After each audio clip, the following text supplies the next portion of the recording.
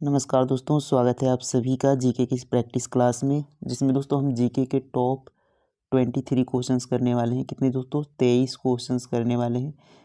ये ऐसे क्वेश्चंस होंगे दोस्तों जो पिछले कई एग्ज़ाम में पूछे गए हैं और आने वाले हमारे सभी एग्ज़ाम के लिए बहुत ही महत्वपूर्ण होने वाले हैं। तो आप किसी भी एग्ज़ाम की तैयारी कर रहे हो दोस्तों, सभी के लिए बहुत ही महत्वपूर्ण होगा। और लास्ट में आप अपना स्कोर ज़रूर शेयर करेंगे कि 23 में से कितने क्वेश्चंस आपके सही हुए, कमेंट में आप ज़रूर लिखेंगे। चलिए देखते हैं पहले क्वेश्चन से।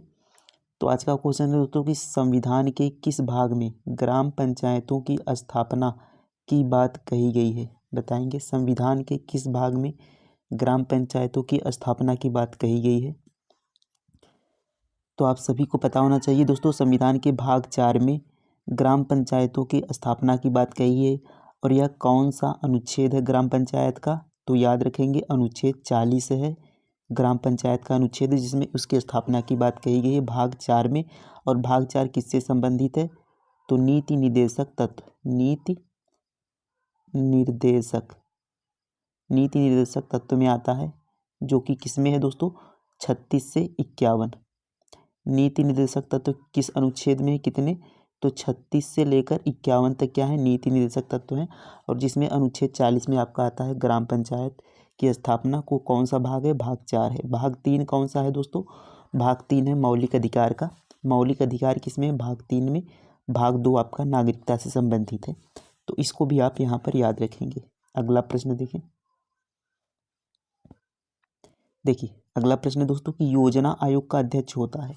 बताएंगे योजना आयोग का अध्यक्ष कौन होता है? तो योजना आयोग, जिसे 2014 में दोस्तों चेंज कर दिया गया और क्या कर दिया गया? नीति आयोग कर दिया गया। योजना आयोग को नीति आयोग कर दिया गया है। और इसके अध्यक्ष कौन होते हैं? बताएंगे। तो इसके अध्यक्ष प्रधानमंत्री होते हैं। तो ऑप्शन ए इसका करेक्ट आंसर हो जाएगा, प्रधानमंत्री। तो ए वाला यहाँ पर करेक्ट आंसर हो जाएगा। अगला प्रश्न देखें। देखिए बताएंगे अगला प्रश्न, भारत के प्रथम सिख प्रधानमंत्री कौन है? भारत के प्रथम सिख प्रधानमंत्री कौन है? तो याद रखेंगे डॉक्टर मनमोहन सिंह भारत के प्रथम और एकमात्र सिख प्रधानमंत्री हैं। तो बी वाला करेक्ट आंसर हो जाएगा, doctor Manmohan Singh. Next question देखें। अगला प्रश्न बताएंगे आगरा किस नदी के किनारे बसा है? बताएंगे दोस्तों आगरा किस नदी के किनारे बसा है? तो याद रखेंगे आगरा यमुना नदी के किनारे बसा है। और यमुना नदी के किनारे ही दिल्ली है। याद रखेंगे, पूछा जाए दिल्ली किस नदी के किनारे बसा है? तो दिल्ली यमुना नदी के किनारे है। आगरा भी यमुना नदी के किनारे है। गंगा के किनारे कानपुर, याद रखेंगे कानपुर वाराणसी। कानपुर वाराणसी किस नदी के किनारे है? ये गंगा नदी के किनारे है, याद रखेंगे। और एक महत्वपूर्ण क्वेश्चन दोस्तों लखनऊ पूछा जाता है। लखनऊ किस नदी के किनारे है? तो याद रखेंगे लखनऊ गोमती नदी के किनारे है। किस नदी के किनारे? गोमती नदी के किनारे लखनऊ बसा है। इन सभी को आपको ध्यान रखना है। अगला प्रश्न देखें।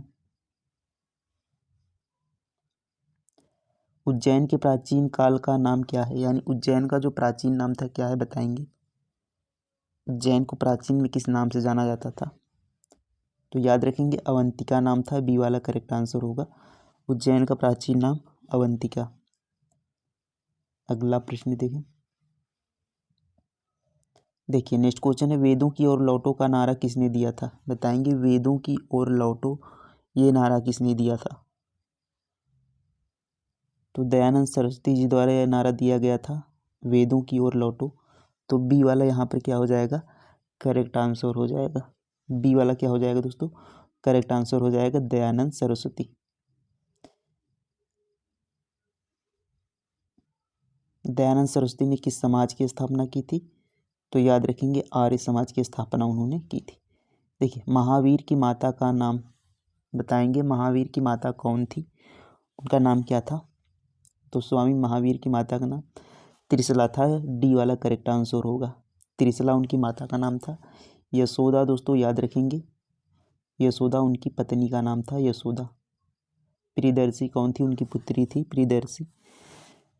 अब देखिए महावीर स्वामी जैन धर्म के कौन से तीर्थंकर थे? किस नंबर के? तो 24वें नंबर के तीर्थंकर थे। अब जैन धर्म का वास्तविक संस्थापक पूछा जाए तो याद रखेंगे महावीर स्वामी जी जैन धर्म के वास्तविक संस्थापक थे। लेकिन अगर सिर्फ संस्थापक देखिए जैन धर्म के संस्थापक कौन थे? तो ऋषभदेव लगाएंगे, लेकिन वास्तविक संस्थापक पूछे तो महावीर स्वामी वहाँ पर लगाना है। अगला प्रश्न देखें, बताएंगे मानव रुधिर का पीएच मान कितना होता है। तो मानव रुधिर का पीएच मान कितना होता है, तो 7.4 मानव रुधिर का पीएच मान होता है। डी वाला करेक्ट आंसर हो जाएगा। तो आप सभी को पीएच स्केल पता होगा, जिसपे 1 से यहाँ पर 0 से यहाँ पर 14 तक अंक यहाँ पर अंकित होते हैं। तो यहाँ पर 7 पर क्या होता है, उदासीन होता है। क्या होता है, 7 पर जो भी उदासीन होता है, जल का पीएच उदासीन होता है 7। अब इसके इधर जाएगा 7 से 14 तक, यानी 7 के बाद और 14 तक, तो ये होता है क्षारी। और 7 से पहले ये होता है अम्लीय, याद रखेंगे अम्लीय होता है। तो हमसे पूछा गया है कि रक्त का, तो रक्त का क्या है 7.4 है, यानी 7 से यहाँ पर इससे है, यानी यह क्या है, क्षारी है हल्का। तो याद रखेंगे, हमसे इसकी प्रकृति भी पूछा जाता है, रक्त क्षारी है या अम्लीय, तो आप बता सकते हैं यहाँ से रक्त क्षारी है, जिसका यहाँ पर पीएच स्केल पीएच मान 7.4 होता है। नेक्स्ट क्वेश्चन देखें, देखिए अगला प्रश्न, तवा किसकी सहायक नदी है। बताएंगे तवा किसकी सहायक नदी है ये। तो याद रखेंगे तवा नर्मदा नदी की सबसे लंबी सहायक नदी है। नर्मदा नदी की सबसे लंबी सहायक नदी कौन सी है, तवा, याद रखेंगे। गुप्त काल की सोने की मुद्रा को कहा जाता था। तो गुप्त काल में जो सोने की मुद्रा होती थी उनको क्या कहा जाता था, तो गुप्त काल की सोने की मुद्राओं को दिनार कहा जाता था। ये वाला क्या हो जाएगा, करेक्ट आंसर होगा दिनार। देखिए अगला प्रश्न है, 1857 में किसने इलाहाबाद को आपातकालीन मुख्यालय बनाया। 1857 में इलाहाबाद को आपातकालीन मुख्यालय किसने बनाया था, तो यह बनाया था कैनिंग ने। सी वाला करेक्ट आंसर होगा कैनिंग। तो कैनिंग यह भारत का पहला वायसराय था। भारत का प्रथम वायसराय कौन था, याद रखेंगे भारत का प्रथम वायसराय कैनिंग था, और इसने ही इलाहाबाद को आपातकालीन मुख्यालय बनाया था, याद रखेंगे इसे भी। देखिए अगला प्रश्न है, किसके शासनकाल में सर्वाधिक मंगोल आक्रमण हुए। बताएंगे किसके शासनकाल में सर्वाधिक मंगोल आक्रमण हुए थे। तो याद रखेंगे दोस्तों अलाउद्दीन खिलजी के शासनकाल में हुआ था, यानी डी वाला क्या हो जाएगा, करेक्ट आंसर हो जाएगा अलाउद्दीन खिलजी। शिवाजी महाराज का राज्याभिषेक कहाँ हुआ था। बताएंगे शिवाजी महाराज का राज्याभिषेक कहाँ हुआ था। तो शिवाजी महाराज का राज्याभिषेक कहाँ पर हुआ था, रायगढ़ में। सी वाला करेक्ट आंसर होगा रायगढ़।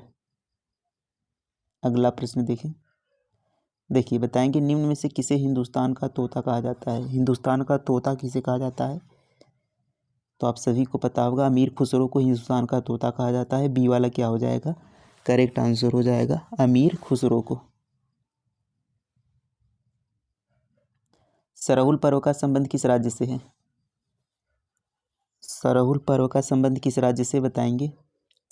तो यह झारखंड में मनाया जाता है, वहाँ का आदिवासियों द्वारा, और यह नए वर्ष का पर्व होता है। नए वर्ष के लिए यह पर्व मनाया जाता है। सरहुल पर्व कहाँ पर मनाया जाता है, झारखंड में, याद रखेंगे।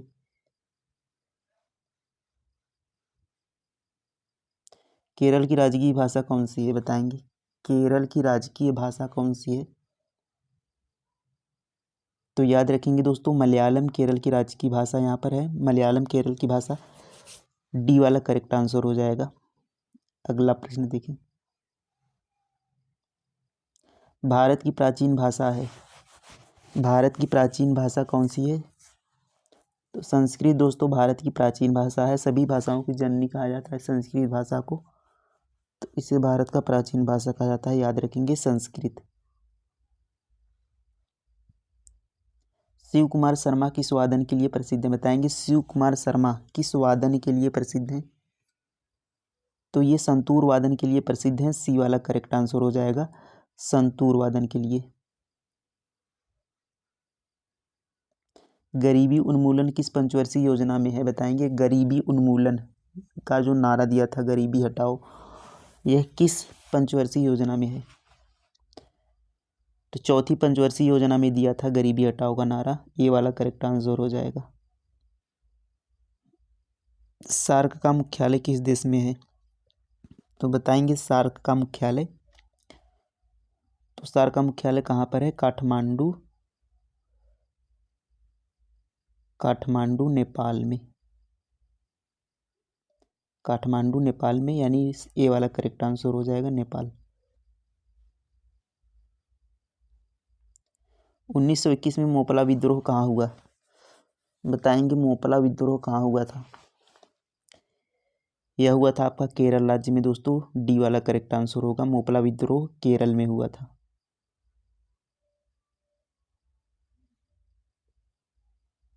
अकबर का संरक्षक कौन था?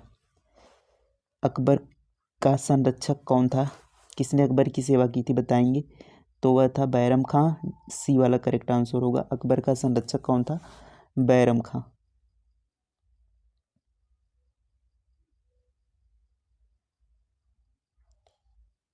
रक्त की मात्रा शरीर के भार, यहाँ पर भार लगा लेंगे, शरीर के भार का कितना प्रतिशत होता है? रक्त की मात्रा जो होती है शरीर के भार की कितना प्रतिशत होती है? तो यह लगभग 7% होता है दोस्तों। ए वाला करेक्ट आंसर होगा 7%। तो ये दोस्तों हमारे कंप्लीट होते हैं 23 क्वेश्चंस। कितने क्वेश्चंस आपने सही किए कमेंट में ज़रूर बताएंगे कि कितने क्वेश्चंस आज आपने सही किए। तो यह क्लास कैसी लगी आपको कमेंट में इसको भी आप ज़रूर बताएंगे। मिलते हैं अगले वीडियो में, तब तक के लिए दोस्तों थैंक यू, धन्यवाद, जय हिंद।